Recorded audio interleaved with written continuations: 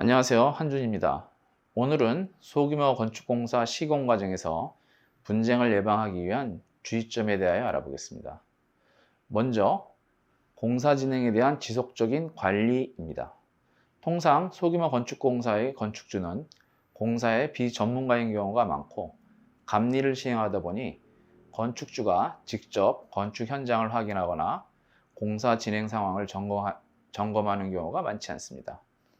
그러나 감리 역할과는 별개로 시공 과정에서 건축주 역시 적극적으로 참여하여 도면대로 시공되고 있는지, 설계 변경의 필요성은 없는지 등 공사 진행 과정에서 문제점이 없는지를 확인하는 것이 매우 중요하다 할 것입니다.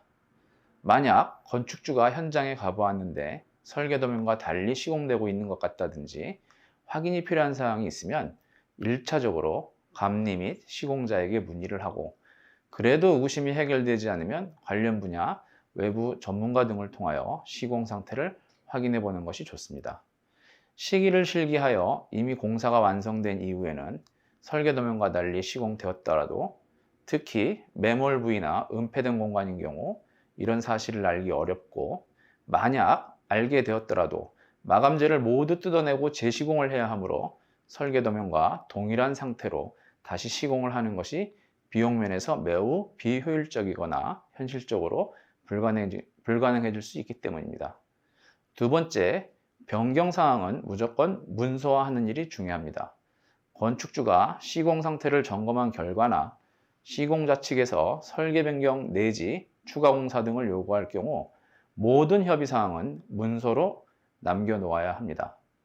분쟁의 거의 모든 경우가 당사자 간 의사표시의 불일치와 이를 입증할 수 있는 증거가 없다는 점에서 발생하기 때문입니다. 따라서 기존의 계약 내용에서 변경되거나 당사자 간 추가 합의가 이루어진 부분이 있다면 반드시 합의 내용을 기재하고 쌍방의 서명 날인을 받아두어야 합니다.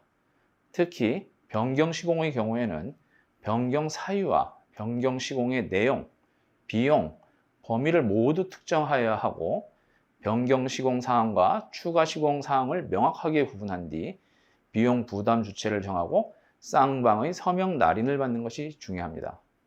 만약 건축주가 시공 현장을 점검하던 중 미심쩍은 부분이 있는데 시공자는 제대로 된 공사라 주장하는 경우에는 감리에게 확실한 점검을 요구하고, 만약 잘못된 시공 부분이 있다면 사진을 찍어두는 등의 방법으로 객관적인 증거를 확보하여 두는 것이 바람직하다 할 것입니다. 감사합니다.